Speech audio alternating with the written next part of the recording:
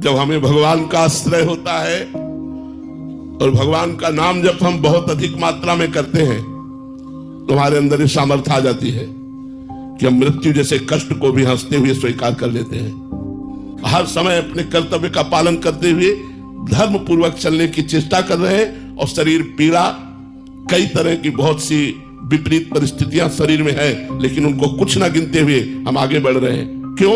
क्योंकि भगवान हमारे साथ है और भगवान का नाम हमारे साथ है।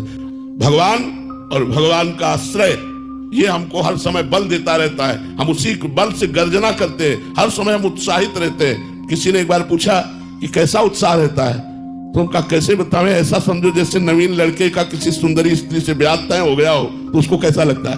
वो हर समय फूला फूला घूमता है, उससे करोड़ गुना फूलन हमारे हृदय में रहती है, क्योंकि प्रिया प्रीतम के चरणारविंद का आश्रय लिए।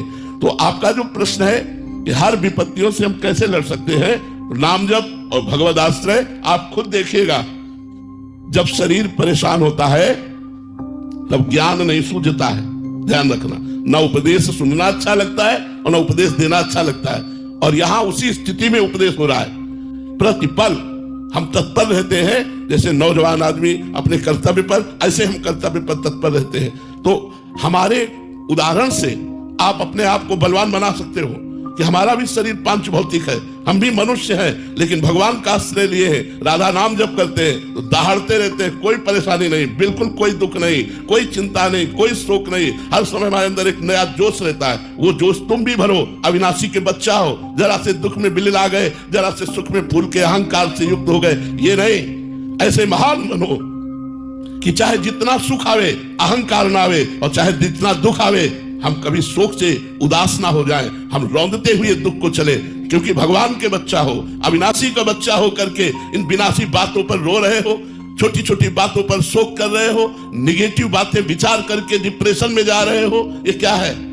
अरे तुम भगवान के अंश हो, भगवान सच्चिदानंदमय है, उस आनंद का अंश आनंद ही होता है। ईश्वर अंश जीव अविनाशी, चेतन अमल सहज सुखराशि। अपने स्वरूप को जगाओ, जागो, कहां सो रहे हो भोगों में। देखो, कोई भी दुख तुम्हें परेशान नहीं कर सकता, कोई विपत्ति तुम्हें छू नहीं सकती। तुम्हारा स्वरूप है नैनम छिन्दन्ति शस्त्राणि, नैनम दहति पावकः, न चैनम क्लेदयन्त्यापो, न शोषयति मारुतः। आग्नेय अस्त्र की ताकत नहीं कि हमें छेद सके, जला सके। वायु अस्त्र की ताकत नहीं कि हमें उड़ा सके। वरुणास्त्र की ताकत नहीं कि मुझे गीला कर सके, जल में डुबो सके। मैं अविनाशी हूं, शरीर विनाशी है, ये मरेगा, मैं अमर हूं। विचार करो, तुम अविनाशी होकर के विनाशी शरीर के थोड़े थोड़े सुखों और दुखों में भूले पड़े हो। जागो, अपने स्वरूप को जगाओ और आनंद में डूब जाओ, चिंता शोक भय से मुक्त हो जाओ।